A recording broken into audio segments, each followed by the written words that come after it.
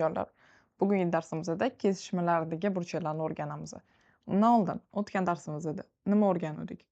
Biza bilamiz, agarda bu burchakni oladigan bo'lsak, bu burchak yoyiq burchak deb ataladi va bu burchak 180 gradusga teng.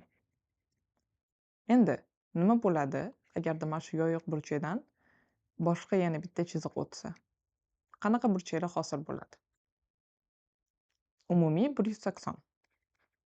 Va agarda mana shu kesishmada bitta burchakni bilsak, demak biza har bitta hosil bo'lgan burchakni bila olamiz. Masalan, deylik, bu burchagimiz 45 gradusga teng.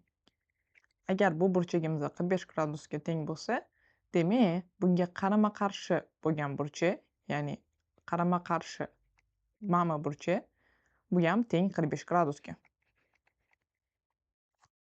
Va xuddi shunaqa bu burchak haqida ayta olamiz. Yashil burchakni topishimiz uchun biza umumiy 180 gradusdan 45 gradusni ayirishimiz kerak. O'shanda bizada 135 gradus chiqadi.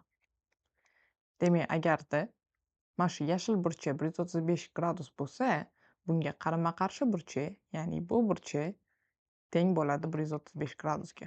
Har doim qachonki sizda ikkita kesmalar yoki chiziq nurlar kesishsa, siz nima qilasiz? Siz bilasiz, ikkita qarama-qarshi burchaklar har doim teng hosil bo'ladi. Ya'ni, agarda biza ikkita chiziq kesishmasini oladigan bo'lsak, deylik, kelinglar bunaqa kesishma olamiz. Bizada bu burchagimiz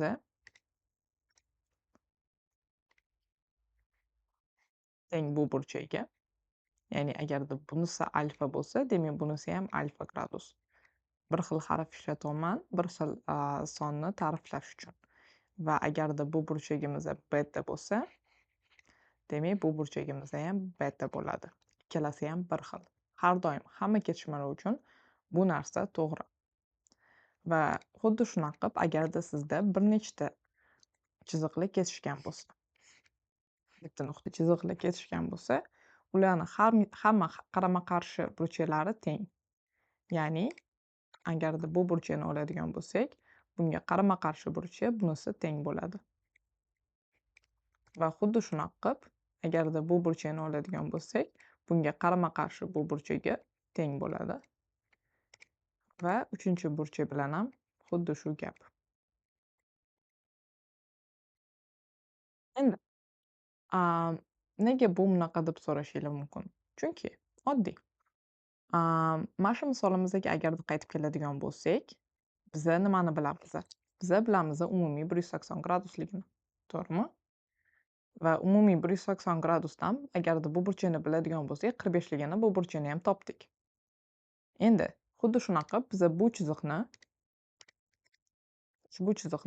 180 gradus deb ola olamiz. O'shanda agarda bu burchagi 135 bo'lsa, demak, bu yoq burchagi 45 bo'ladi. Chunki 180 dan 45 ayirsa, 180 dan 135 ni ayirsa, bu yerda 45 chiqadi. Va xuddi shunaqa qilib keyin bu burchakni topa olasizlar. Bu yerda ham 180, 180 dan 45 ayirib, bu yoq ham 135 bo'ladi. Tushunarlimi? Shuning uchun ham har doim qarama-qarshi burchaklar bir-biriga teng. Endi kelinglar bir nechta misollarni ishlab ko'ramiz. Deylik, shunaqa kesishma berilgan va aytyapti, bu burchagimiz teng 20 gradusga va so'rayapti, bu burchagimiz va bu burchagimiz nechiga teng.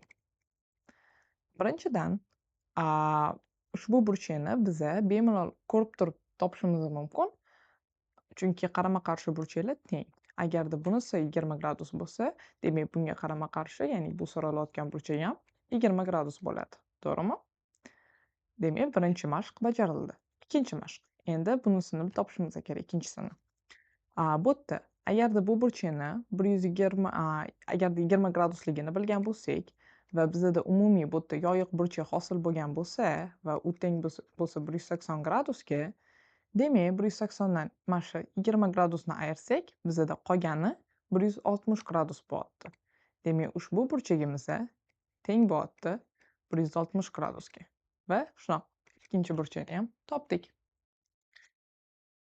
Yangisi. Savol. Bizaga ikkita chiziq kesishmasi berilgan va aytilyaptiki, bizada a, birinchi hosil bo'lgan burchak ikkinchi hosil bo'lgan burchakdan 2 barobar ko'p deb, 2 barobar katta. Ya'ni agarda bu burchagimizda biron bir gradus bo'lsa, deylik A gradus bo'lsa, ikkinchi burchagimizda ikkita mana shunaqa gradusga teng deyapti.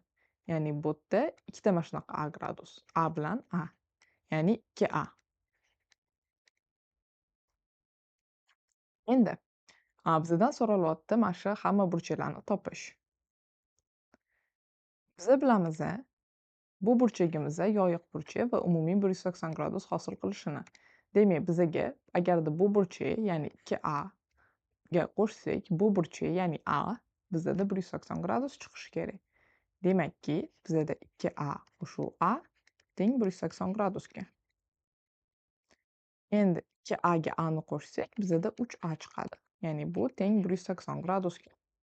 Ikkala tomonini agarda 3 ga bo'ladigan bo'lsak, bu bilan bu qisqaradi. Demak, A teng 180 bo'lib 3, ya'ni 60 gradusga.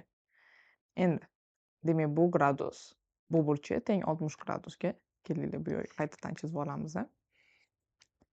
Demak, bu yerda teng ekan 60 gradusga va keyingi burchagimizda bundan 2 barobar ko'p, ya'ni ikkita 60 gradus. Ya'ni bu burchagimizda teng ekan 120 gradusga. Va qolgan burchaklarni topish uchun bilamizda qarama-qarshi burchaklar teng. Ya'ni agarda bu yerda 60 gradus bo'lsa, bu yog'i ham 60 gradus va bu yog'i 120 gradus bo'lsa, demak, qarama-qarshi burchagi ham 120 gradus bo'ladi. Xuddi shunaqa siz shunga o'xshash misollarni yecha olasiz.